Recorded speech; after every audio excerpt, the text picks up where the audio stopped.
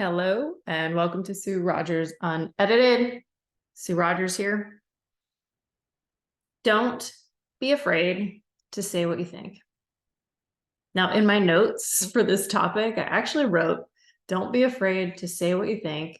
F the haters. Your voice matters. You help people. And I mean that.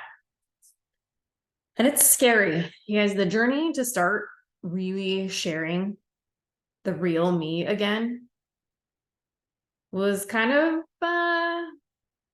thrilling, scary, whatever the hell you want to call it. I don't know.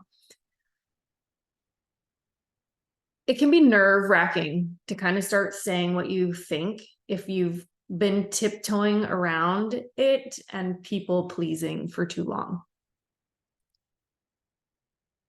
Recovering people-pleaser.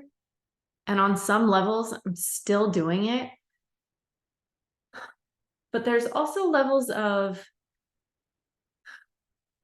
mutual respect and doing things for people that you don't feel bad about doing. I guess that's the difference. I'm okay with people pleasing my favorite people because that actually comes from a place of like making me feel good. But the people pleasing to make other people feel good anymore, I mean, it's kind of the whole premise of my first book. If you haven't read Flowers, Faith, Finding Your Way, and Other F Words, you guys, it was so cathartic to write that book because it was me actually being the real me. When I first started writing it, it was more of sharing some stories. And then I realized, sorry, my puppy is in my lap trying to get comfortable. Those of you who can't see the video, Pebbles is here and on my lap. Originally, when I started writing the book, I was sharing some stories and trying to be like super inspirational. And then I was like, wait a minute. I swear when I talk. I use the F word when appropriate and amongst other words. It's just a word. Doesn't fucking hurt anybody, to quote Cartman from South Park. That's not the direct quote, but those of you who watch South Park probably know what I'm talking about. If you're offended by profanity, then this is not the podcast for you. My book would not be, well, I mean, it might still be a book for you. I don't use it in like an insulting way. It is just part of my language. And so when I realized when I was writing the book, wait a minute, you're not being the real full you. That's when the and other F words came into the title of the book, because I really started truly expressing from my heart and from my soul. And I shared things that were profoundly painful in my life, but with the perspective of what I learned from them. And hopefully what you can take from the things that have happened in your life and what you've learned from them. That's the real kicker. You guys, like, we all go through some shit in life. But if you look for the lessons and grow from it, that's when your life becomes exponentially better. I don't know if that makes sense, but if you've been through some rough shit and grown from it and are on the other side, I think you'll know what I mean. If you're in the middle of some hard shit right now, just keep going and grow. Don't be stuck in your ways. Find a way to grow from it and grow through it, and your life will shift. But fuck the haters, you guys. People are going to talk shit about you no matter what you do. So you might as well do what you really want, say how you really feel, and live the life that you really want to live, regardless of what anyone thinks. You know the quote, people who are doing more than you will never judge you. Only the people who are doing less. I probably butchered that, but that's the gist of it. People who are where you want to be in life see you start to take the steps to get there and elevate your life, will probably reach out a hand and give you encouragement and help you along the way. The people who are doing the same as you start to level up will be the ones who talk the most shit to try to bring you back down because it makes them uncomfortable with their lack of growth. And it could be somebody that you love. Like it could be a best friend. It could be a spouse. It could be somebody that like you're really, really close to. But growth for some people will make them want to bring you back down because they're not ready to grow. And you can distance yourself from them while you grow. It is okay. It is okay. Like if you're the average of the 5 people you spend the most time with, and you take a look around at those 5 people and you think, fuck this, I don't want to do this anymore. Well, those 5 people are probably be your potentially biggest haters at first. Some of them maybe will join you. Some of them are going to be left behind, and it's called bless and release, you guys. Like you can love people from afar, even if they were people that like were there for you through some tough shit. You're going to find new people.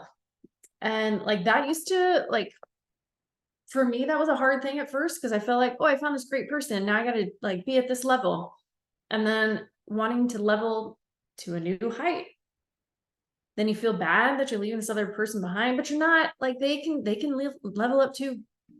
It is not up to you as to what they're doing, but it is up to you with what you are doing in your life.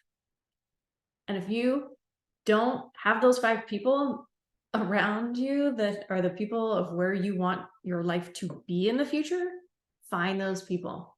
And maybe you're just watching them on a podcast or from afar. Like it may not be someone in your inner circle yet, but if you're surrounding yourself with that quality of person and life that you want to have, do it.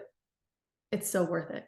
And fuck the haters, because maybe they'll turn around and become supporters again.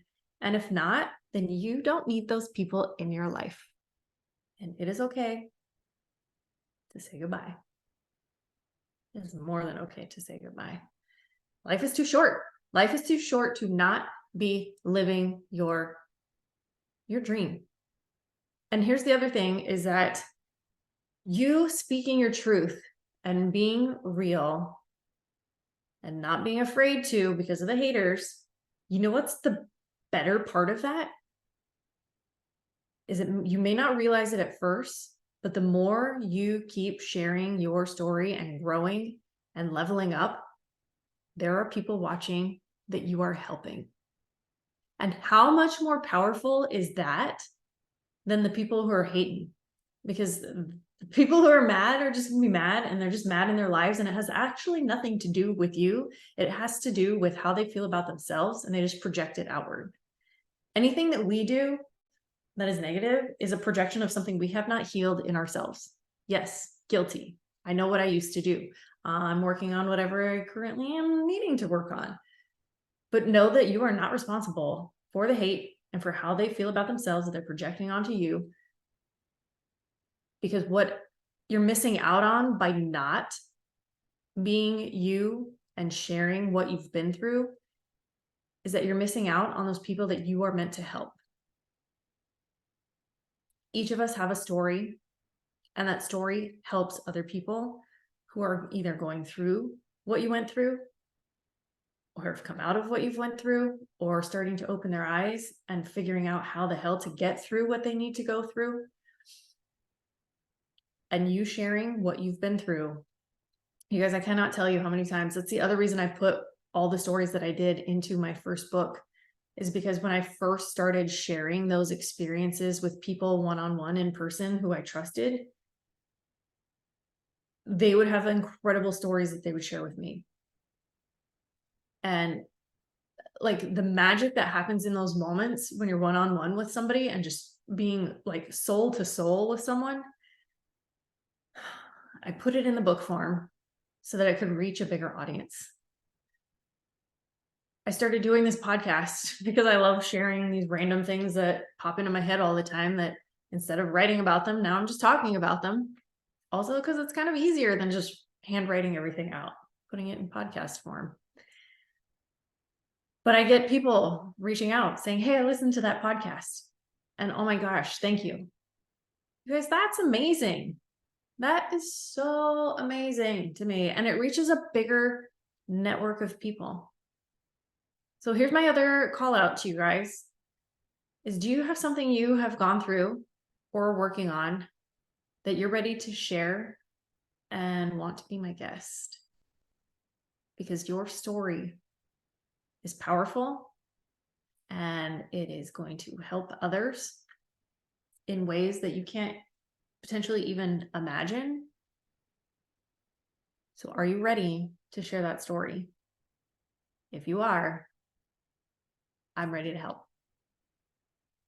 Find me on Instagram, Facebook, Balanced Day Life, or here on YouTube, Anchor, Spotify, or go over to my website, www.balancedaylife.com, and shoot me an email. The email list notification will pop up right away.